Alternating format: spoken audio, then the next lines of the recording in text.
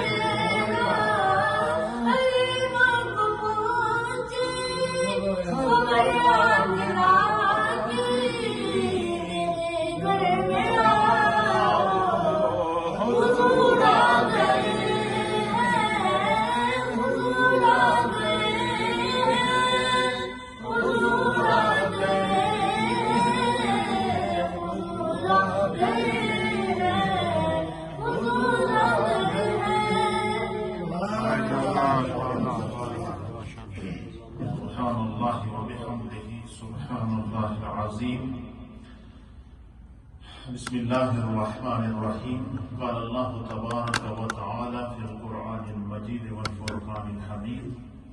وَلَنَبْلُوَنَّكُمْ بِشَيْءٍ مِّنَ الْخَوْفِ وَالْجُوعِ وَنَقْصٍ مِّنَ الْأَمْوَالِ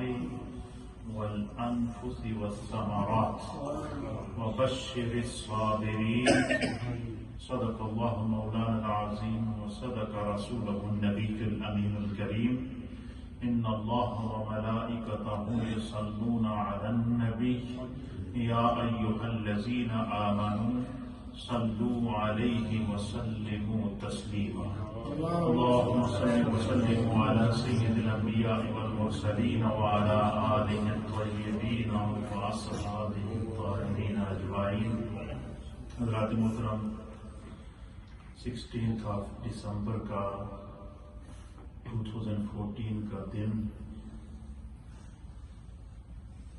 ایسا دردناک دن ہے جو تاریخ اسلام کے اندر اور تاریخ پاکستان میں ہمیشہ یاد رکھا جائے.